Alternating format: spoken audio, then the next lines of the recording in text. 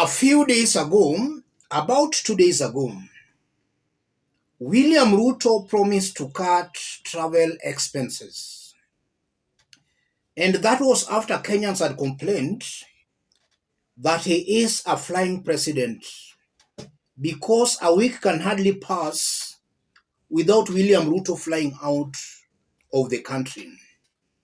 So when he said that he had cut travel expenses, Kenyans were hoping that William Ruto would at least stay in the country.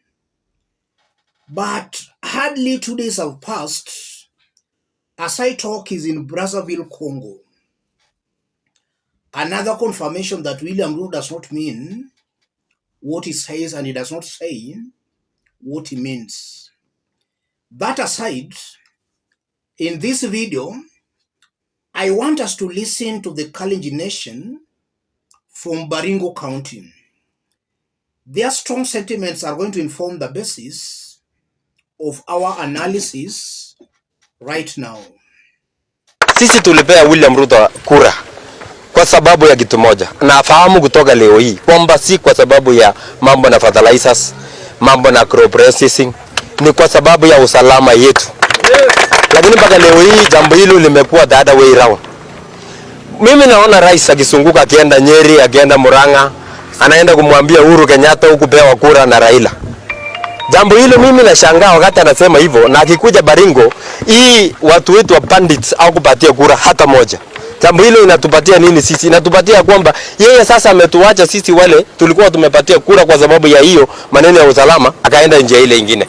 Haka promise ya kwamba atatoa risasi mikononi ya wananchi. Leo hii watu wako naye wengi, tena wengi zaidi.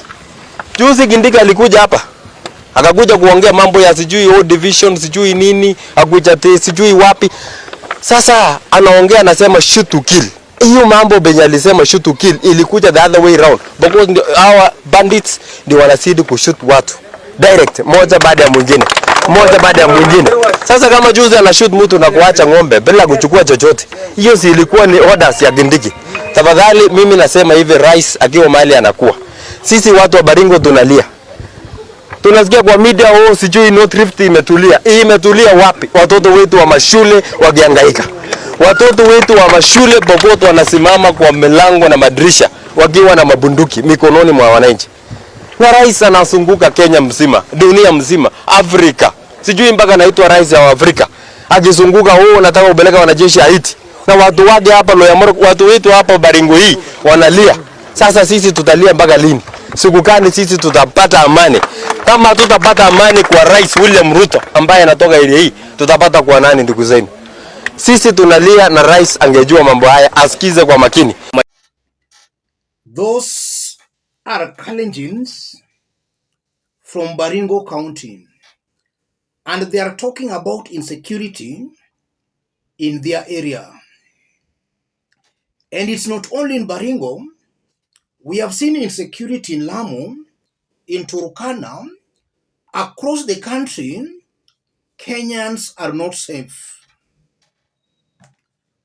And we are seeing Ruto's government intends on sending 1,000 police officers to bring security in Haiti.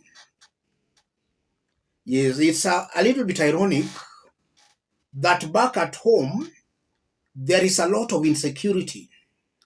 The president, instead of actually beefing up security in the country, he sees it fit to send Kenyan police officers to a foreign land to maintain peace there at the expense of taxpayers' money. Because I'm very sure taxpayers' money will be spent on that mission. I want us to understand what's happening here, ladies and gentlemen. If you are watching us but you have not yet subscribed, subscribe, give this video a like. Let's proceed. The sentiments from Baringo is a confirmation that William Ruto is out of touch with the ground. He's completely out of touch with the ground. And that might be so because of the leaders surrounding him. I'm very sure that if William Ruto was to visit Baringo, local leaders in that area would easily mobilize the locals, even paying the locals, to be ululating and actually praising William Ruto as it was Baringo. So William Ruto is being blinded that the ground is with him, but in actual sense, the ground left him long time ago.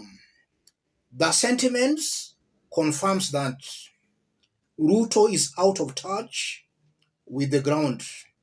The earlier he realizes that, the better.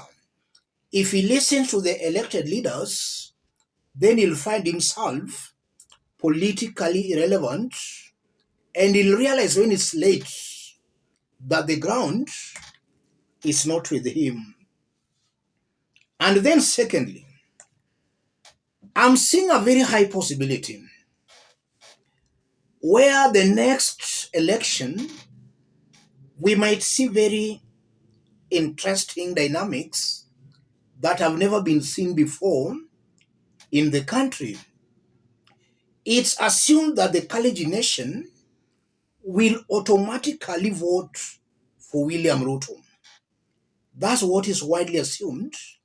And even at the back of William Ruto's mind and thinking, he's of an opinion that whether he delivers or not to the Kalenjins, then the Kalenjins will just automatically vote for him.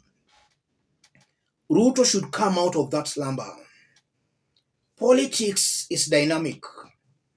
With the way this government is actually running the affairs, its affairs, we might be in for a very rude shock come the next election. If Ruto is not very careful, he might even find himself a reject in his own Kalenjin backyard. That's a possibility, ladies and gentlemen. If he's not careful, he'll find himself a reject in his own backyard. Something also coming out very clearly, this government has its priorities completely wrong. It's either William Ruto is serving the interests of Western powers or is just deliberately punishing Kenyans. Every move William Ruto makes, for those keenly following politics in Kenya, the moves are meant to please the West. The IMF Bank, the World Bank, such entities. Immediately William Ruto came to power, the first thing he did away with were the subsidies, upon which he also increased taxes on some basic commodities. And it's now a fact that it's the West, these superpowers, who are putting pressure on William Ruto to do that. Instead of William Ruto finding a balance, he's actually doing exactly what the West wants. Kenyans should wake up and reject such kind of a leader.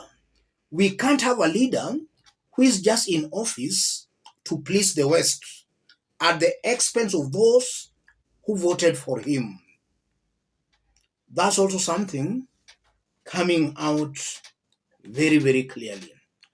And above all, from the sentiments, Kenyans can now see that it's not even being a Kalenjin or being somebody from the mountain. Kenyans are suffering equally across the country. Those benefiting are Ruto's close friends and their associates. Those who are not in any way connected to Ruto and his allies, they are just suffering like any other Kenyan. Whether you are a Luo, Luya, Taita, they are equally suffering. So this notion that you must vote for us to be in government, that's a false notion that Kenyans should not allow themselves to be lied to and to be cheated by William Ruto. That the only way you can get services is by voting for us. Services are only meant for Ruto's friends and his close allies.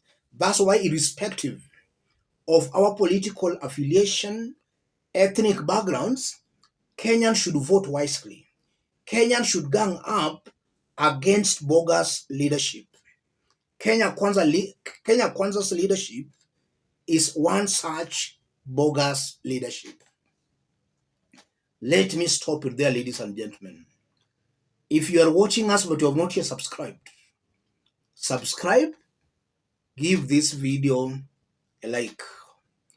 And to our fans and subscribers here, I'm very much humbled, very grateful for the kind of support you are giving me here. God bless you. God bless Kenya. Any other person who may want to support our forum, contact me through that number below. Let's meet in our next analysis. Thank you.